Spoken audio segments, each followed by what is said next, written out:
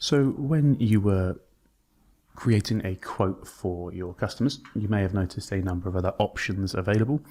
If you watched the previous video on invoicing or other options within the invoices, this is exactly the same, effectively. They do exactly the same job. But if you haven't, no problem at all.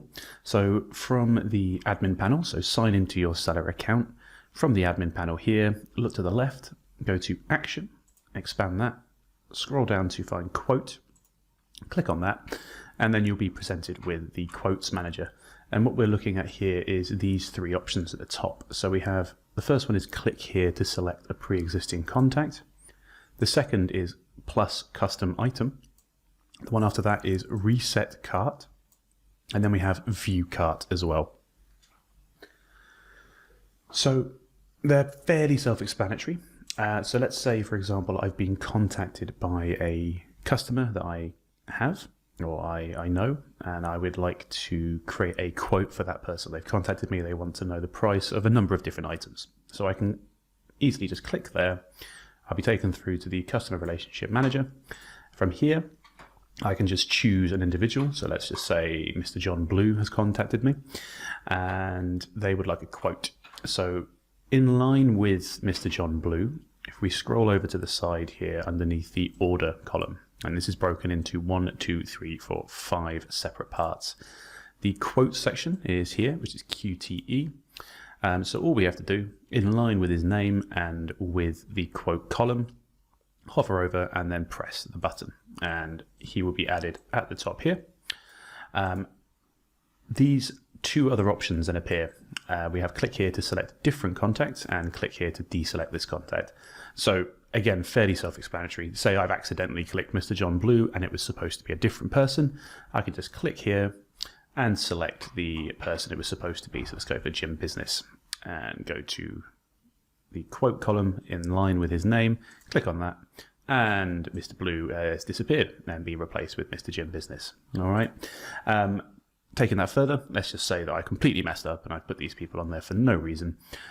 We can just click here to deselect this contact, which will get rid of them and reset the whole thing. So let's just roll with that for a moment. If we click here to select the pre-existing contact again, let's get Mr. John Blue as our named individual.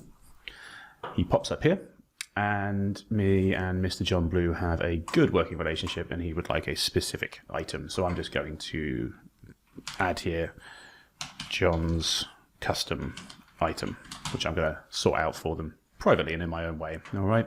He actually wants 4 of them, so I can change the quantity. The price, they're £65 a piece because it's bespoke and custom. Weight doesn't matter, tax doesn't matter in this one. It is a tangible product. It is something physical that I will send to them. So I want to add this item here, so I can just click on Add to Quote. We'll be taken through to the shopping cart where you can see it's literally labelled as John's custom item with the quantity of 4. He also wanted, for the sake of argument, a gift card added on top of it as well. So let's just say he wanted 2 gift cards. So I'm just going to get in line with the action column, and then I'm going to just type 2 into the box and then press the basket icon there, which will add 2.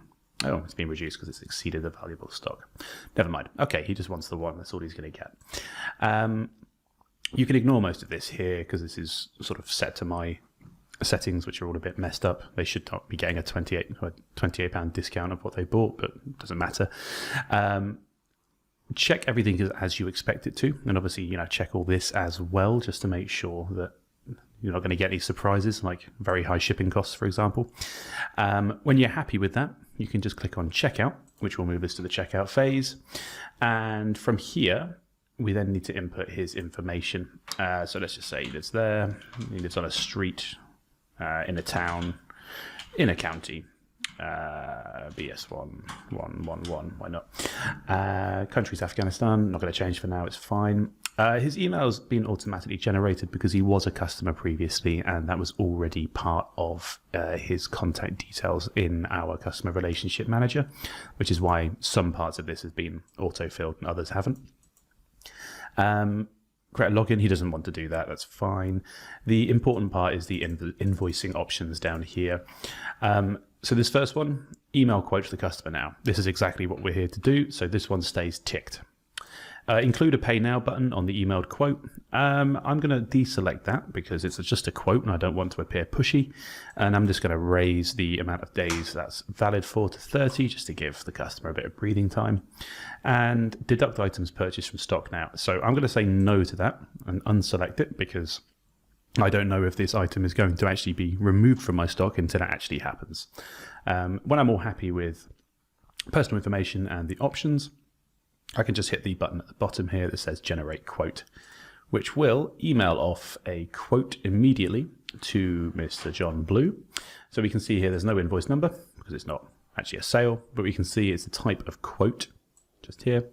Payment type is quote again, so blah, blah, blah. It's also going to be red on this side because it has not actually been sold yet and it's not been flicked to paid. So we can see here also it says not paid. This will just stay like this for the time being because, as again, it is just a quote. So yeah, that's the other options available to you in that section there. Thank you very much.